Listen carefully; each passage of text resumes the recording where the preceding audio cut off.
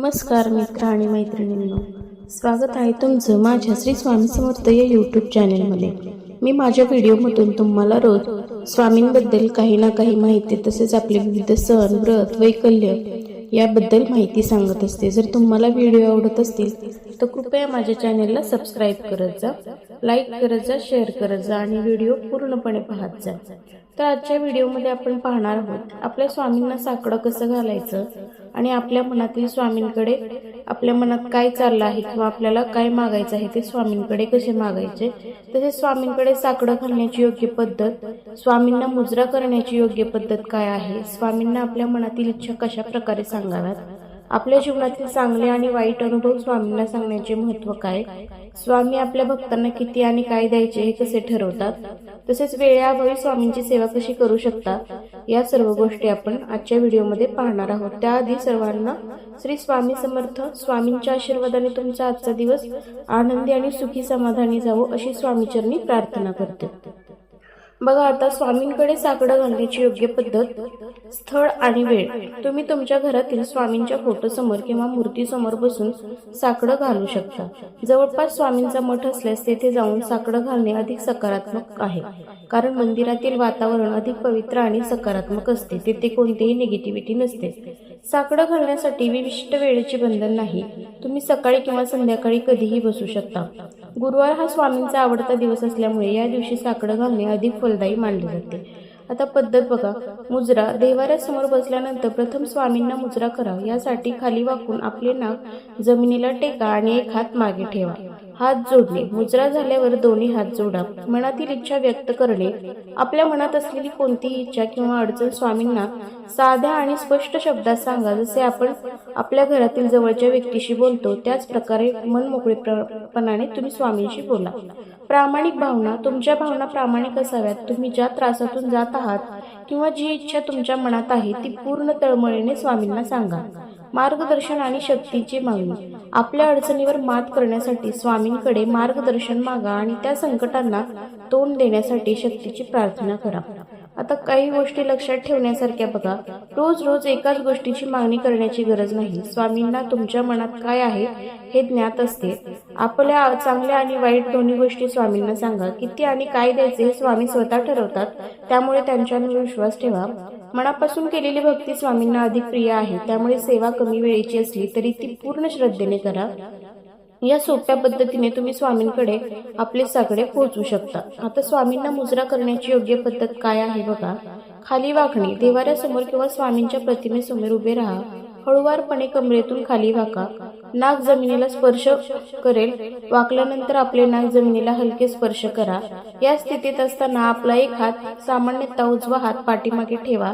तळहात शरीराच्या दिशेने आणि बोटे खाली जमिनीकडे रोखलेली असावी। या मुद्रेत काही क्षणभर स्थिर राहा। मनात स्वामींचे स्मरण करा आणि त्यांच्या चरणी नतमस्तक व्हा।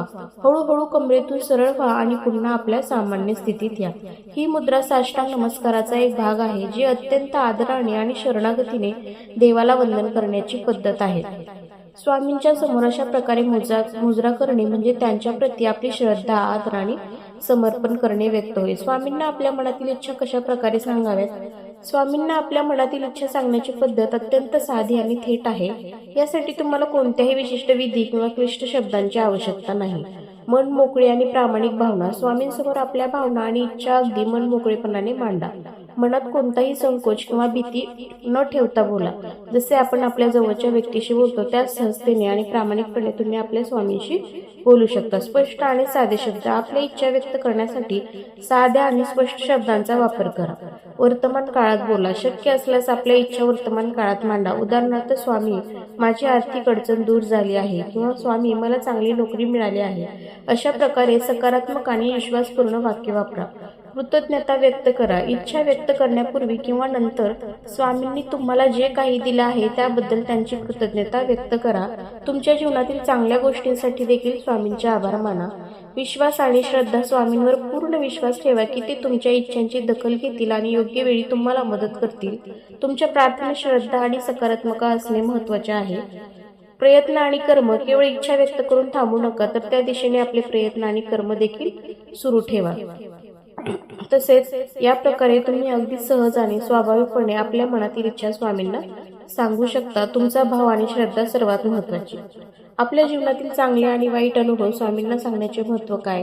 चांगले अनुभव सांगण्याचे महत्त्व तर कृतज्ञता व्यक्त करणे, आनंद वाटून घेणे, प्रेरणा आणि सकारात्मकता, स्वामींच्या अस्तित्वाचा अनुभव. चांगले अनुभव सांगताना आपण त्यांच्या मदतीची आणि आशीर्वादाची जाणीव करून देतो.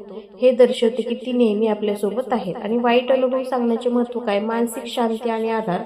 जेव्हा आपण अडचणीत असतो किंवा दुःखी असतो तेव्हा आपल्या भावना स्वामींसमोर व्यक्त केल्याने आपल्या मनाला मानसिक शांती मिळते. आपल्या समस्या आणि अडचणी स्वामींना सांगितल्यावर प्रत्यक्षपणे आपल्याला त्यातून मार्ग काढण्यासाठी प्रेरणा मिळते. तसेच संकटाचा भार कमी होतो, सामर्थ्य आणि धैर्य मिळते. आपलेपणाची भावना. आपल्या चांगल्या आणि वाईट दोन्ही परिस्थितीत स्वामी आपल्यासोबत आहेत ही भावना आपल्याला अधिक सुरक्षित आणि सुखदायक असते. स्वामी आपल्या भक्तांना किती आणि काय द्यायचे हे कसे ठरवतात? भक्ताची श्रद्धा आणि भक्ती. स्वामी सर्वात जास्त महत्त्व भक्ताच्या श्रद्धेला आणि निस्वार्थ भक्तीला देतात. भक्तांचे कर्म. आपले कर्म आपल्या जीवनात महत्त्वपूर्ण भूमिका बजावतात. तसेच भक्तांची गरज आणि पात्रता. स्वामी आपल्या भक्तांच्या खऱ्या गरजा ओळखतात. वेळेचे महत्त्व. प्रत्येक गोष्टीची एक योग्य वेळ असते. स्वामी कधी काय द्यायचे हे वेळेनुसार ठरवतात. प्रारब्ध. आपल्या प्रारब्धानुसार आपल्या जीवनात सुखदुःख येत असतात. स्वामी त्यात पूर्णपणे बदल करू शकले नसले तरी आपल्या भक्ती आणि श्रद्धेमुळे ते त्याची तीव्रता नक्कीच कमी करू शकतात. सर्वांसाठी समान दृष्टी. स्वामी सर्वांवर समान प्रेम करतात. ते कोणत्याही एका भक्ताला विशेष महत्त्व देत नाहीत. त्यांची कृपा आणि आशीर्वाद सर्वांसाठी खुले असतात. फरक फक्त आपल्या ग्रहण करण्याच्या क्षमतेत असतो. शिकवण आणि विकास. अनेकदा स्वामी आपल्याला जे काही देतात ते आपल्याला काहीतरी शिकवण्यासाठी किंवा आपला आध्यात्मिक विकास करण्यासाठी असते. त्यामुळे अनेक अडचणींमधूनही आपल्याला काहीतरी सकारात्मक शिकायला मिळते. थोडक्यात सांगायचे तर स्वामी आपल्या भक्तांना काय आणि किती द्यायचे हे त्यांचे श्रद्धा, कर्म, गरज, पात्रता, वेळ आणि प्रारब्ध यासारख्या अनेक घटकांचा विचार करून ठरवतात. त्यांचा निर्णय नेहमी न्याय आणि भक्तांच्या अंतिम कल्याणासाठी असतो. जरी तो तात्काळ आपल्याला समजला नाही तरी त्यामुळे स्वामींवर पूर्ण विश्वास ठेवणे आणि त्यांच्या निर्णयाचा स्वीकार करणे हे खूप महत्त्वाचे आहे. तसेच आता वेळेअभावी स्वामींची सेवा कशी करू शकता? कमी वेळेत प्रभावी स्वामी सेवा, स्मरण आणि जप करायचा. दिवसातून काही मिनिटे जरी मिळाली तरी स्वामींचे स्मरण करा. प्रार्थना आणि साकडं. दिवसातून एकदा तरी शांतपणे बसा आणि स्वामींना आपल्या मनातील विचार, अडचणी, कृतज्ञता व्यक्त करा. एक छोटी सेवा करा. शक्य असल्यास दिवसातून एकदा एक छोटी सेवा करा. उदाहरणार्थ एखाद्या गरजू व्यक्तीला मदत करा, पाणी देणे, कृतज्ञता व्यक्त करणे. दिवसभरात ज्या चांगल्या गोष्टी घडल्या त्याबद्दल स्वामींचे आभार माना, कृतज्ञता व्यक्त करा. स्वामींनी दिलेल्या शिकवणीचे पालन करण्याचा प्रयत्न करा. लक्षात ठेवण्याच्या गोष्टी बघा. भाव महत्त्वाचा. कमी वेळेत केलेली सेवा देखील प्रभावी ठरते जर तुमचा भाव आणि श्रद्धा खरी असेल तर. नियमितता. वेळेअभावी जरी सेवा करत असाल तर त्यात नियमितता ठेवण्याचा प्रयत्न करा. रोज थोडी सेवा करणे हे जास्त महत्त्वाचे. मन एकाग्र ठेवा. जेव्हा तुम्ही सेवा करत असाल तेव्हा मन एकाग्र ठेवा. इतर विचारांमध्ये रमू नका. तर कसा वाटला आजचा व्हिडिओ नक्की सांगा. आजच्या व्हिडिओमध्ये आपण स्वामींना साकडे कसे घालायचे, तसेच स्वामींकडे आपल्या मनात जी इच्छा आहे त्या स्वामींकडे कसे मागायच्या, तसेच विविध गोष्टी याबद्दल जाणून घेतलं. व्हिडिओ आवडला असेल तर चॅनलला सबस्क्राईब करायला विसरू नका. लाईक करा, शेअर करा आणि व्हिडिओ पूर्ण पहा. भेटूया उद्याच्या व्हिडिओमध्ये. तोपर्यंत सर्वांना श्री स्वामी समर्थ. धन्यवाद.